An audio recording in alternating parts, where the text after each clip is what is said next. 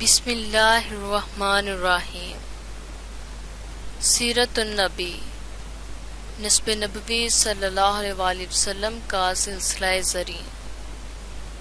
الیاس بن مضر، انسان کے احوال و مقامات کی کوئی حد نہیں، دل زندہ و بیدار ہو تو حقائق کے پردے اٹھتے چلے جاتے ہیں، اور انسان ایسے نادیدہ جہانوں سے آگاہ ہوتا ہے جو اس کے فکر و شعور سے ماورا ہوتے ہیں۔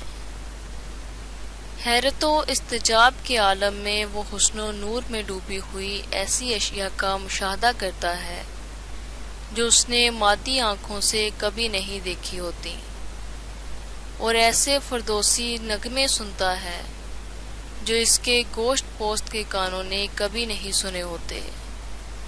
وہ غرق حیرت ہو کر بے ساختہ پکار اٹھتا ہے، تبارک اللہ احسن الخالقین۔ ایسے نادیدہ جہان اور نظر نہ آنے والے احوال و مقامات ایک حقیقت ہیں، مگر ان سے آشنائی اور آگاہی کے لیے حسن باطن، روح کی پاکیزگی، دل زندہ و بیدار، بخشائش الہی، الطاف ربانی اور فیضان خاص کی ضرورت ہے، جو قدم قدم پر اس کے رہنما اور دستگیر ہوں، اور اسے منزل عشق اور حریم قدس کی طرف رواں دواں رکھیں اور ادھر ادھر نہ ہونے دیں۔ جنہیں یہ توفیقات و عنایات ارزانی ہوتی ہیں، وہ روحانی فیض اور حسن و نور سے بہرور ہوتے ہیں اور بلا حجاب ان کا دیدار کرتے ہیں، اور کلام بے کیف سنتے ہیں، یعنی ایسا کلام جس کی کیفیت سے وہ ناآشنا ہوتے ہیں۔ مادیت میں غرق اکثریت کو اگر یہ مقام دیدار اور سماع نوری حاصل نہ ہو تو اس کا یہ مطلب نہیں کہ ایسا ممکن ہی نہیں۔ نسب نبوت کے فرد خاص ہونے کے ناطے حضرت موت بن عدنان کی طرح حضرت الیاس کو بھی یہ خصوصیت حاصل تھی کہ وہ نور محمدی صلی اللہ علیہ وآلہ وسلم کی جلوہ رائے کو باقاعدہ محسوس کرتے تھے اور لطف اندوز ہوتے تھے۔ لطف خاص نے ان کو ایک عظیم شرف بخشا ہوا تھا۔ وہ شرف عظیم کیا تھا؟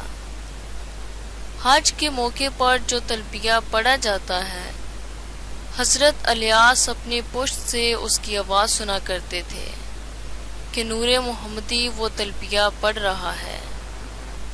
ایک اور روایت ہے، حضرت الیاس وقتاً فوقتاً نور محمدی صلی اللہ علیہ وآلہ وسلم کے تلبیہ کی شیریں آواز اپنی پشت سے سنا کرتے تھے۔ اس اعزاز سے بہرور ہونے کے ساتھ حضرت الیاس پروقار شخصیت کے مالک، قبائلی سردار، پنچایت کے سربراہ اور معاشرہ کے سربراہ رکن بھی تھے۔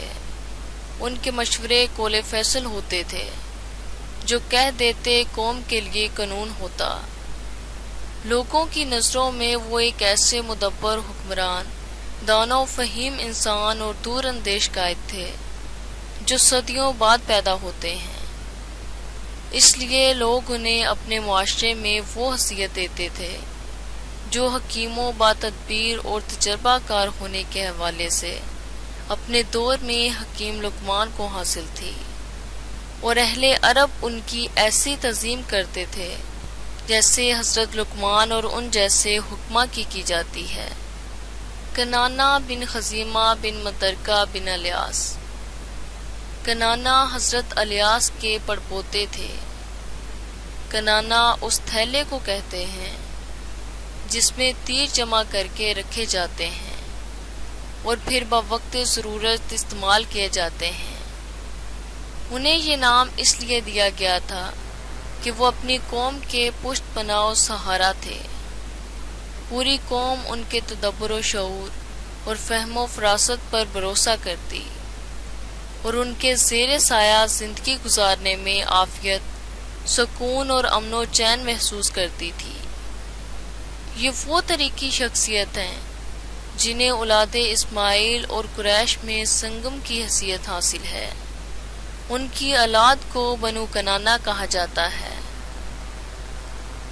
لیکن آگے ان کے بیٹے نصر کی اولاد کو قریش کہتے ہیں۔ گویا ان کی ذات پر آ کر اولاد اسماعیل دو حصوں میں تقسیم ہو جاتی ہے، اور قدرت کی نظر میں بنو کنانہ کا منتخب حصہ قریش بن جاتا ہے۔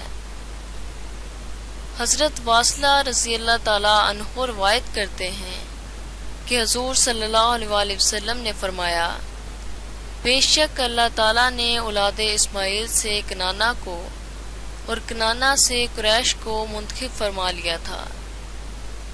حضرت ابراہیم علیہ السلام کی اولاد عرب کے اطراف و اکناف میں پھیلی ہوئی تھی، جن کے قبائل مختلف مقامات پر آباد تھے۔ ایک دفعہ اشعث بن قیس کندی یمن سے بارگاہ رسالت میں حاضر ہوئے اور عرض کیا، آقا ہم سمجھتے ہیں کہ آپ ہم میں سے ہیں۔ آپ صلی اللہ علیہ وسلم نے فرمایا، ہم نصر بن کنانہ کی اولاد ہیں۔ گویا اولاد کنانہ کو ممتاز اور منفرد قرار دیا گیا ہے۔ اس طرح یہ بتانا مقصود تھا کہ کنانہ پر آ کر انتخاب قدرت نے آگے پھر ہمارے نسب میں امتیاز پیدا فرما دیا ہے۔ شکریہ۔